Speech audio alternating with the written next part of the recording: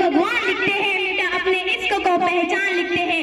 मगर हम तलवारों के बेटे, जो बहाया खून सरहद पर हिंदुस्तान लिखते हैं, हिंदुस्तान लिखते हैं। यहाँ पर उपस्थित आप सभी को मेरा नमन। मैं मुस्कान खातून क्लास 9 की छात्रा हूँ।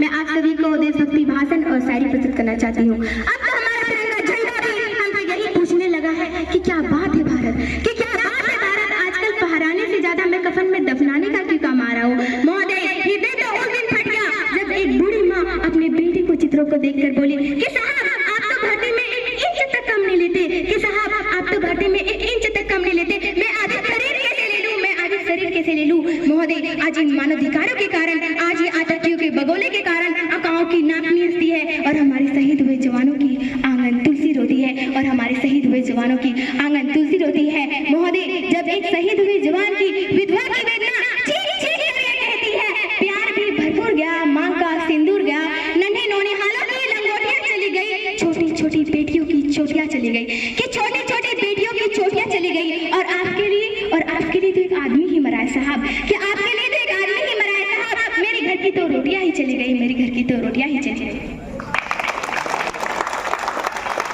ना हिंदू ना मुसलमान के खातिर, ना अल्लाह ना उस भगवान के खातिर, कि ना हिंदू ना मुसलमान के खातिर, ना अल्लाह ना भगवान के खातिर। कितनी ही माँओं के बेटे और कितनी ही मांगों के सिंदूर शहीद हुए बस हमारे हिंदुस्तान के खातिर, बस हमारे हिंदुस्तान के खातिर।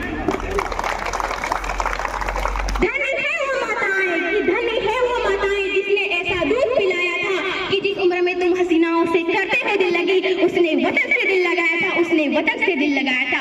और मौत के नाम से सबके रोंगटे खड़े हो जाते हैं, कि मौत के नाम से सबके रोंगटे खड़े हो जाते हैं। उसने मौत को सामने देखकर मुस्कुराया था, उसने मौत को सामने देखकर मुस्कुराया। कुछ तो खास है इस मिट्टी में, कि कुछ तो खास है इस मिट्टी में, एक अलग सी एहसास है इस मिट्टी में। यूं ही हंसते हुए मौत के मुंह में जाते, देशभक्ति की प्यास है इस मिट्टी में, देशभक्ति की प्यास है।